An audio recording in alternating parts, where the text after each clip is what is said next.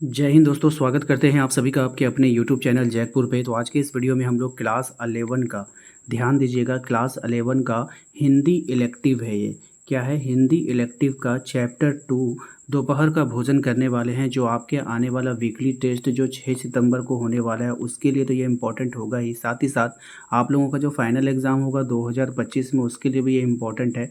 तो शुरू से लेकर अंत तक बने रहना है। और साथ ही साथ यदि आप हमारे चैनल पे पहली बार आएँ तो सब्सक्राइब जरूर कर लीजिएगा, बेल आइकन को प्रेस कर लीजिएगा ताकि आने वाली हर एक वीडियो का नोटिफिकेशन मिलता रहे और आप रोज़ शाम लाइव में जुड़ सकते हो।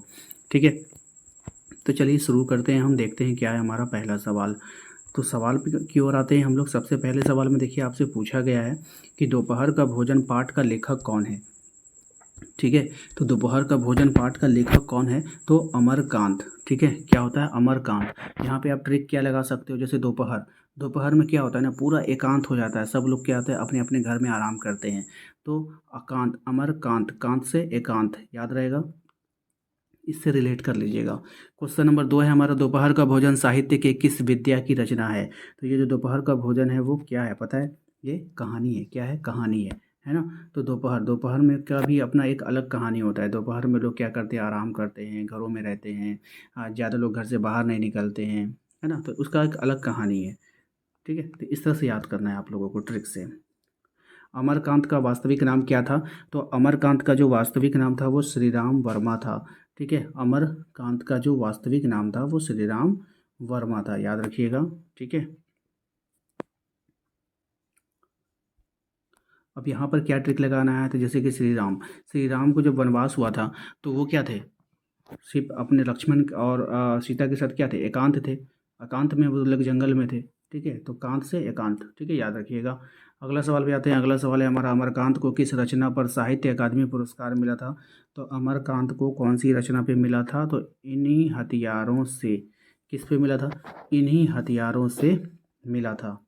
ठीक है, अब देखिए अकादमी से ना एकेडमी याद रखिए। ठीक है, एकेडमी। अब एकेडमी किसका होता है भाई? तो फौज का एकेडमी होता है, और जो ट्रेनिंग दिया जाता है उसका एकेडमी होता है। तो ये सब किसको दिया जाएगा? जहाँ पे हथियार होंगे, हथियार चलाने की एकेडमी हो गई।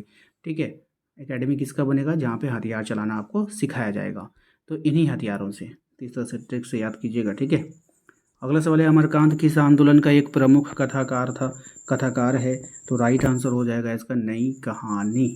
ठीक है, अमरकांत किस आंदोलन का एक प्रमुख कथाकार है? तो नई कहानी। ठीक है, तो भैया जो एकांत में रहता है ना, एकांत में अकेला जो एकांत में रहता है ना, उसको आप हल्के में ना लो। उस वो जरूर क्या करेगा? एक नई कहानी रचेगा, है ना। जो लोग शांत होते हैं, एकांत में रहते हैं, वो लोग क्या करते हैं? एक नई कहानी रचते हैं। जिंदगी और जोंक किनकी रचना है? तो ये जो रचना है ना, ये अमरकांत की ही रचना होता है।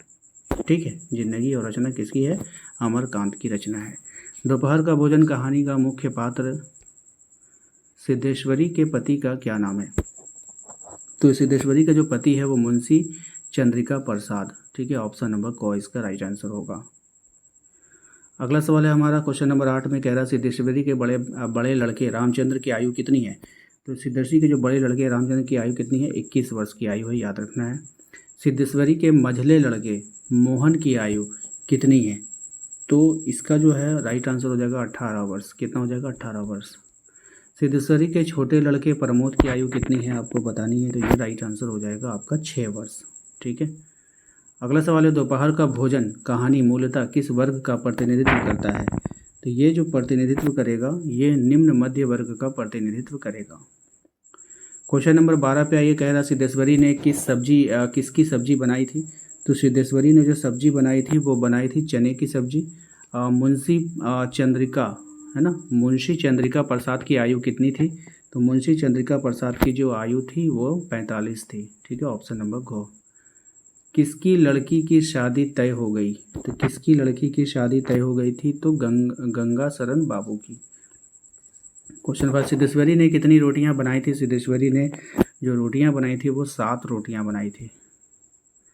विभाग के कलरकी के किनकी छटनी हुई है? विभाग के कलरकी से किनकी छटनी हो गई थी, यानी किनको हटा दिया गया था, ये आपको बतानी है। तो मुंशी चंद्रिका प्रसाद को, ऑप्शन नंबर घ। ठीक है, नेक्स्ट सवाल पे आते हैं। अगला सवाल है हमारा, सिद्धेश्वरी का बड़ा लड़का, याद रखिएगा, सिद्धेश्वरी का बड़ा लड़का स्थानीय दैनिक समाचार पत्र में क्या काम सीख रहा था। तो ये जो काम सीख रहा था ना, ये प्रूफ रीडिंग का काम सीख रहा था। किसका सीख रहा था? प्रूफ रीडिंग का। अगला सवाल है हमारा क्वेश्चन नंबर 18 में, सिद्धेश्वरी का मंझला लड़का किसका प्राइवेट इम्तिहान देने की तैयारी कर रहा था। तो ये जो कर रहा था, हाई स्कूल की तैयारी कर रहा था। ठीक है, याद रखना। नेक्स्ट सवाल है हमारा कि सिद्धेश्वरी ने अपनी आधी रोटी खाकर आधी किसके लिए रख दी थी। तो ये जो आधा रख दिया था, ये प्रमोद के लिए रख दिया था। किसके लिए रख दिया था? प्रमोद के लिए। अगला सवाल है हमारा, कहानी का कौन सा पात्र बीमार है। अब इस कहानी में कौन ऐसा पात्र है जो बीमार है? तो प्रमोद। ठीक है, नेक्स्ट आते हैं आपका, सिद्धेश्वरी हाय राम कहकर जमीन पर क्यों लेट गया।